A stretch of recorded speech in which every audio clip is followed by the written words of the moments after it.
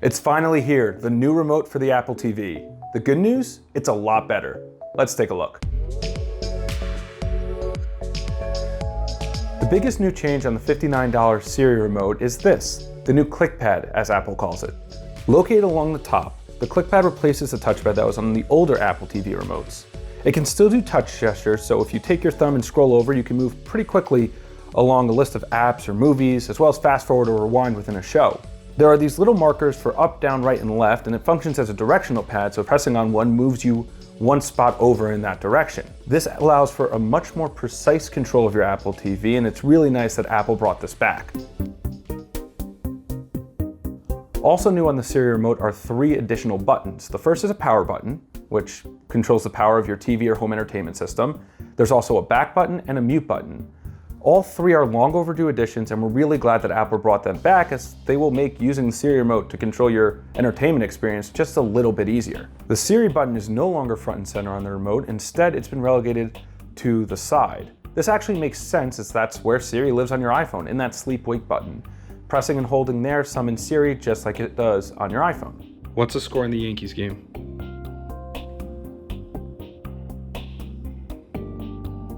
So, how does this compare to the older Apple TV remote? Well, as you could probably tell by now, I like the new Siri remote a lot more.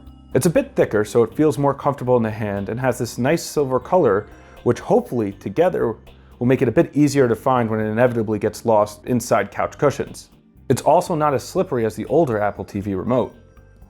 So the Siri remote is available in one of 3 ways. It's available as part of the $179 Apple TV 4K second generation, the device I'm using to test this with. It's available with the Apple TV HD in a $149 box that Apple for some reason still sells.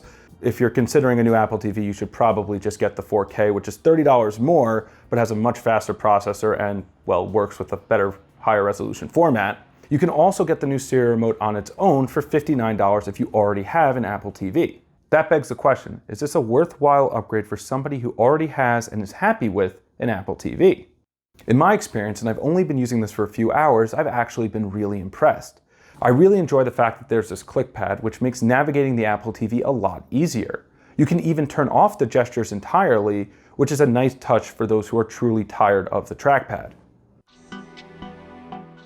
But while the new Siri remote has some nice improvements, I do wish Apple added a couple of other features, specifically the U1 chip that's found in AirTags and recent iPhones.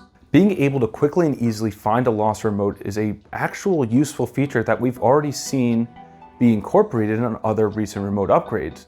Roku's $30 Voice Remote Pro, for example, has a speaker inside, and you could say something like, "Hey Roku, find my remote," and it will start beeping so you can find it under, say, couch cushions or a pile of clothing. Adding that type of functionality would be really welcome, especially when you consider that the Roku Voice Remote Pro is $30 and this new Siri remote is $59. So is this new Siri remote enough of an upgrade to get you to give Apple another $59 for a better remote? Is it something that will maybe entice you from Amazon, Google, or Roku's platforms onto Apple's? Let us know in the comments, and thanks for watching.